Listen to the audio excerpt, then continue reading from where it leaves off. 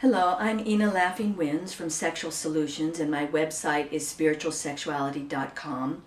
And I'm here today to talk to you about the importance of oral sex. Depending upon what generation you were raised in, depending upon what religion or how your parents raised you, there is still an amazing amount of people who consider oral sex to be dirty, something that you do not do, that sex is something that is still for the procreation of the species. It's still for making babies. And so I want to share with you that in this day and age, when we can take a shower, when we can scrub ourselves, when we can be lickety-splickety clean, that oral sex is something that you can introduce to your partner if they are not comfortable with it. Now, just a warning. And if you have a partner that does not enjoy oral sex or has some of those limitations, that box of limitations, more than likely, unless she or he really wants to open themselves up and learn the beauty of oral sex, they will do it for you, but it will not become a natural part of how they enjoy making love. And so maybe the first couple of years there may be some attempts at oral sex, but then after that it will drop out of their sexual vocabulary and you will be limited to lovemaking with intercourse and kissing. So be very clear if you are dating someone or considering marriage, if their sexual desires are different than yours, if their sexual exploration and expansiveness is different than yours. If you love oral sex, find someone who loves oral sex with you. If you do not love oral sex, if you have issues about it and you want to learn about it, there is many ways for you to learn, and this is one way. First of all, oral sex is something that's very, very intimate. And the sensations and the feelings that we experience when giving as well as receiving are very passionate and open the heart space. And so if you decide that you want to give oral sex to your partner, it should be something that's fun for you. It should be, if you're a woman giving oral sex to a man, his tapili, his cock becomes your play toy. And you need to be gentle. You need to find out if his scrotum, his balls are sensitive, if he enjoys touching, or if they're not too sensitive and he enjoys you licking and touching them in a more firm, playful way.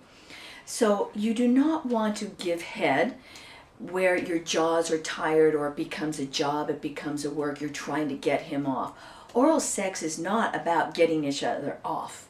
Oral sex is about having fun with the genitals, bringing pleasure to your partner, bringing sensations to each other that you would not experience through intercourse. And so this playful modality, this playful mental set is very important. If at any point during your giving, men, if your neck starts getting tired, because for us women, we can enjoy oral sex for a half hour, an hour. Well, if you're in an awkward position, your neck is going to get sore. You know, you can be exhausted trying to get her off. No one can get another person off. It's my responsibility as a woman to bring myself to orgasm. It's your responsibility as a man to bring yourself to ejaculation and orgasm. Yes, we can assist each other. But men, if your neck is hurting, this is not good. So anytime you are enjoying oral sex and it goes from enjoyment to work, you need to stop. You need to share with your partner to let them take it in hand. Let the woman self-pleasure and you move up and maybe kiss her and manipulate and play with her breasts. Women, ask the man to take it in hand, move up, let him suck on your breasts, kiss his neck, bite his ears. It should always be fun. Now, one of the things about ejaculation is that a man's ejaculative fluid, just like a woman's fluid, tastes different depending upon if we're healthy or not, depending upon what we've eaten. So the food, if we eat spicy food or some kind of food that is different than our normal diet, it's going to affect our ejaculative fluids or our vaginal fluids.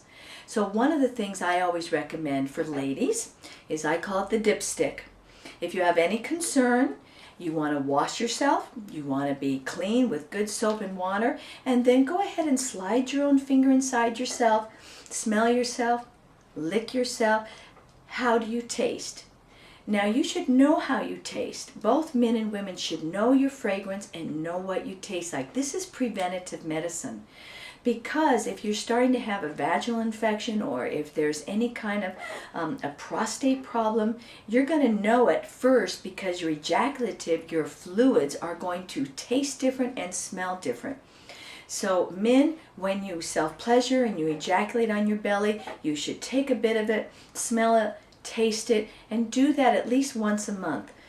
In this way, if it starts becoming off, the first thing you want to check is, did you eat something strange, something different? And we're talking about food now.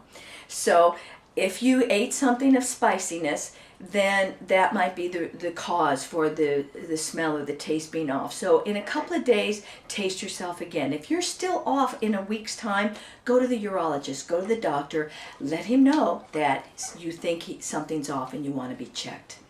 Now, having determined from your own dipstick, having determined that what your fragrances and taste is you're on, you may be a little sweet, a little salty. Men, some of you have, based on your anatomy type, some of you have a more, let's say, stringent taste. It's more powerful. And so there's nothing wrong with you, but it may be a little difficult for a woman to enjoy you ejaculating in her mouth. Don't make her or you wrong.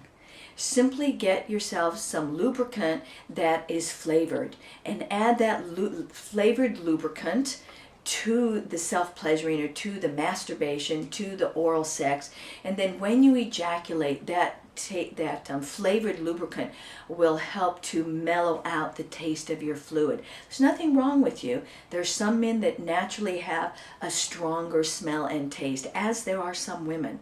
So these are ways that we can support each other in enjoying oral sex. The other thing is, get playful. Put a little peanut butter on the cock. Put a little chocolate on the pussy, or honey. Create a banana split. Have fun with it. Don't make it so serious, especially if you're learning how to really enjoy oral sex. I would like to invite you to find out for yourself the joys and the pleasures, and that oral sex, once you enjoy, once you understand the power of it, the intensity of it, you will want to incorporate oral sex into every time you make love. It will become just a natural part of the pleasure that you choose to give you and your partner. Now, one thing about women, with oral sex, we can have a clitoral orgasm. With fingers inserted inside, we can be brought to a G-spot orgasm, which could include ejaculation, as well as a vaginal orgasm. So I will be sharing about the different types of orgasms that men and women can have in another little DVD short. And so in this, men, you can have multiple orgasms too. You can go into an orgastic state and stay there for 5, 10, 15 minutes. This is not ejaculating repeatedly. This is an orgastic state. So I thank you today for your time. Please discover the beauty, the joy, the intimacy, the passion of oral sex. Thank you. And my website is spiritualsexuality.com. Please sign up, become a member. You can receive newsletters, and I have free DVDs, especially about early ejaculation. Lots of good stuff on the website. Thank you very much.